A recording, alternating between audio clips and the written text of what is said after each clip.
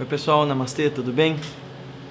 O assunto de hoje é um pouquinho sério, um pouco off-topic do que a gente está propondo, né, de falar de revolução de si no meio corporativo, na vida prática, mas não tem como a gente excluir as nossas escolhas espirituais, as nossas escolhas afetivas no campo da fé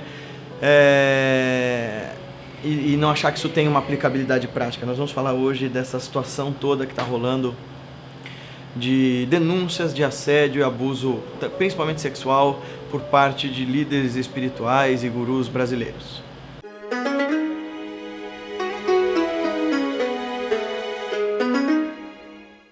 Bom, em primeiro lugar, eu gostaria de dizer que se alguém é discípulo ou seguidor de alguma dessas pessoas que esteve nesses escândalos tabloides, me desculpe, eu não quero ofender seu líder, eu não estou atacando a sua crença. Hoje eu quero fazer uma análise um pouquinho mais direta disso tudo que está rolando. Bem, o ser humano quer seguir exemplos. Isso porque a nossa forma de lidar com a realidade começa com isso, né? A gente conhece os nossos pais e começa a imitar os exemplos deles. Conforme a nossa vida vai se sofisticando, a gente quer pessoas que aparentem ter a mesma presença dos nossos pais na nossa infância, quer dizer, a mesma autoridade e sabedoria que a gente via nos nossos pais quando crianças, mas com a ideia mais sofisticada ainda, que dê conta dos nossos problemas como adultos. O problema é que amadurecer dispensa isso. É lindo ter um verdadeiro mestre, mas isso é muito raro. E ter um verdadeiro mestre requer muita disciplina e muita entrega, coisa que pouca gente, sobretudo no Ocidente, está preparada para fazer. Claro que a Índia tem seus falsos gurus, viu? Nossa, vários. Aqui a gente tem esses nossos gurus, pastores, líderes, etc. Mas lá o que tem de falso guru com ilha no nome dele, com marca de remédio, com fazendas gigantescas. Tudo começa com a carência emocional com a qual a gente chega diante dessas pessoas espirituais e se entrega a elas.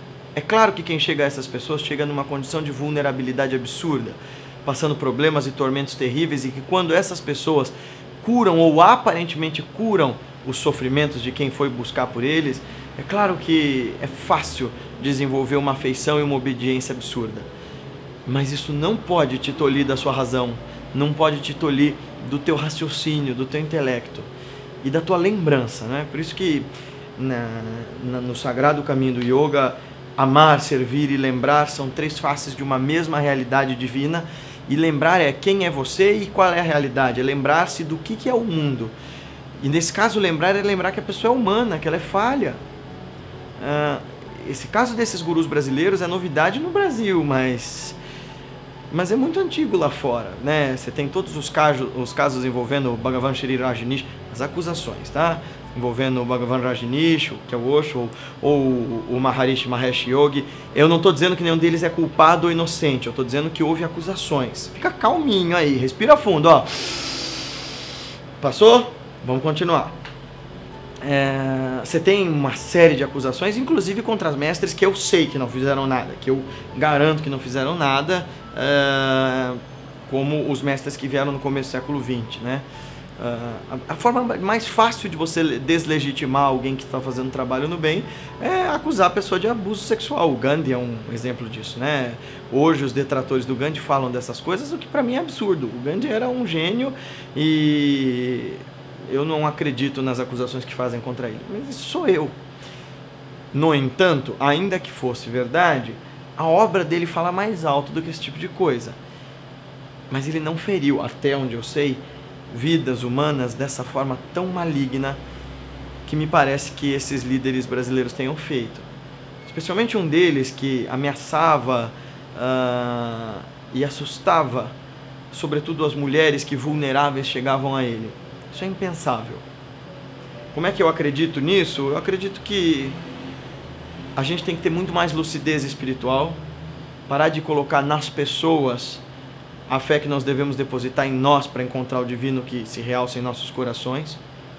Meu mestre nunca exigiu idolatria de mim, nunca exigiu favores. Uma vez ele disse a mim que ele jamais me utilizaria para o interesse próprio, que somente a minha realização pessoal interessava. E aí eu fui ler a autobiografia de um yogi e o mestre de Yogananda falava algo muito parecido. E eu fui descobrir de outros discípulos, de verdadeiros gurus, que eles dizem sempre a mesma coisa: olha, eu não te usaria para os meus próprios fins, eu quero a tua felicidade. Eu já encontrei a minha. Esse é o tipo de mestre que você tem que procurar, alguém que não tenha ego mesmo, alguém que esteja unicamente empenhado em fazer com você o trabalho de despertar sua consciência. É muito triste o que essas pessoas estão passando. E eu sinceramente espero que você que está aí do outro lado acolha essas pessoas. Porque tem muita gente que antes de sequer ouvir a história delas dizia: isso é mulher querendo se aparecer, isso é gente querendo procurar a fama. Aconteceu, né? O pessoal acusou o Michael Jackson e depois descobriram que ele era inocente. O pai de um dos meninos que o acusou de pedofilia se matou quando descobriu que Michael Jackson havia morrido. Adendo, eu ouvi essa história, tá? E como a internet comprova tudo, se eu estiver enganado quanto a essa história do Michael Jackson, me corrijam. Mas faz sentido, né?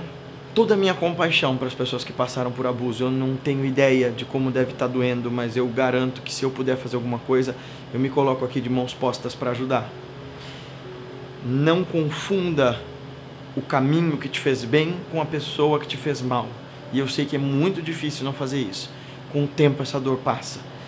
Eu sofri abuso no campo religioso de uma outra forma, nada a ver com o sexual. Mas eu sei como que é. Eu sei que dói ver toda uma construção ideológica. No meu caso foi quando eu era criança. Ela ser demolida e você ser escorraçado de um lugar que você ama.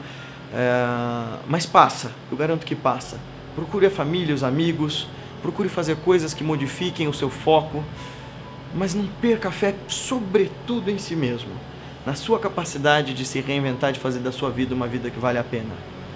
Quanto a esses falsos mestres, numa era em que tudo começa a vir à tona, onde tudo que era escondido começa a aparecer, eu não acho que o que eles estão fazendo seja destruir o caminho espiritual.